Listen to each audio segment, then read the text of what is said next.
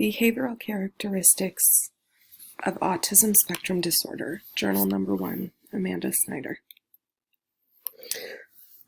What I chose to speak about is repetitive behaviors. Repetitive behaviors is one of the characteristics of students with autism spectrum disorder.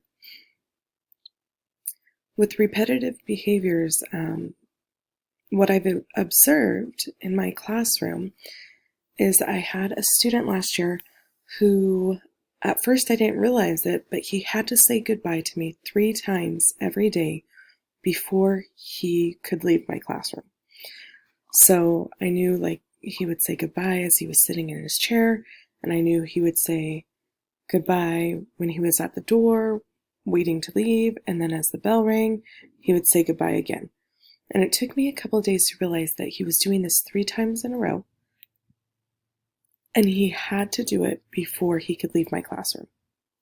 He would always be the last one out, and like I said, it took me a little bit of time to realize, oh, this is his repetitive behavior.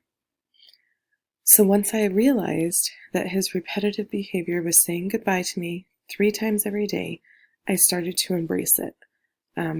Before, I think I was maybe a little bit confused, or maybe he didn't realize he already said goodbye to me, or didn't fully understand exactly what the student was doing. And once I realized that this was just his thing, like I said, I embraced it and made sure that I was more involved and more excited about his 3 goodbyes every day.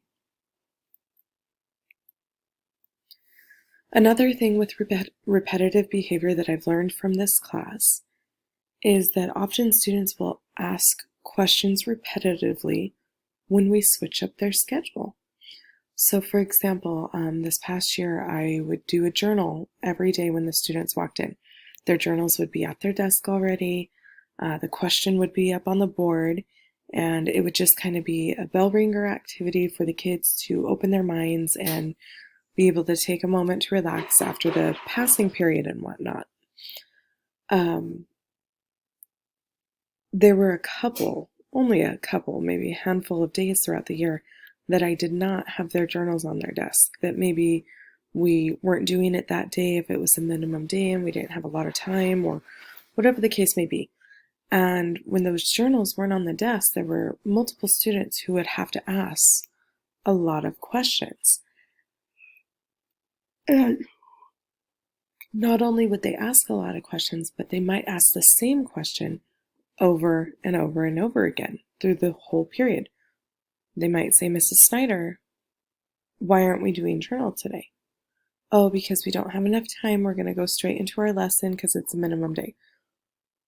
10 minutes later, Mrs. Snyder, why didn't we do journal today? And so forth.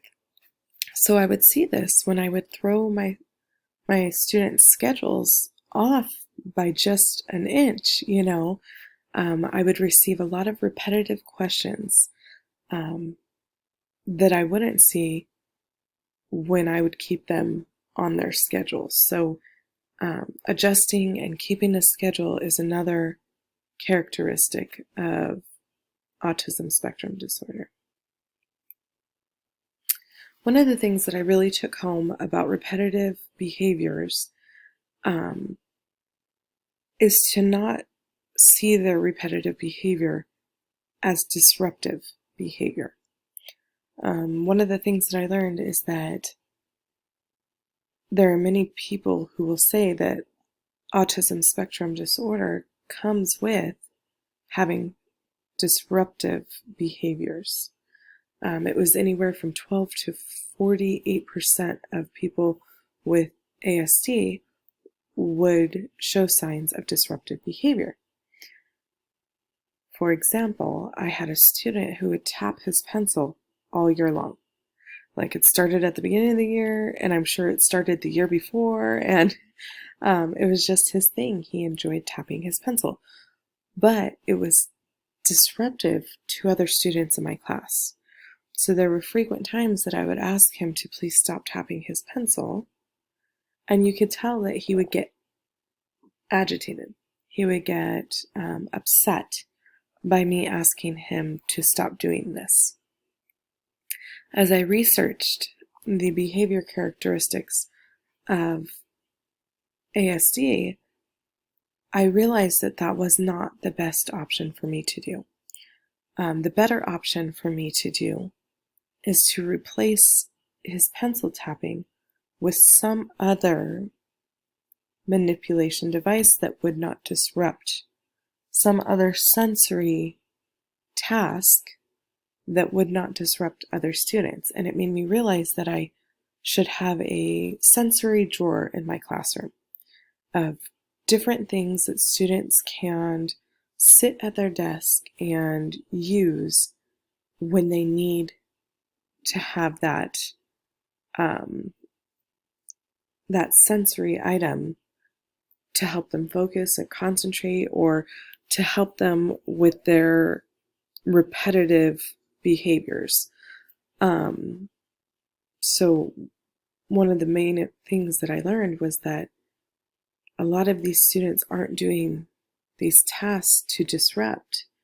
They're just doing them because that's who they are, and that's what they need in their life. When we understand the characteristics of ASD, we can better serve our students. We can see things in a different light. We can see that, like I just said, these aren't disruptive behaviors that our students doing. More so, they're behaviors that our student needs to do. And we need to better serve them and help them to be able to do these things in the classroom.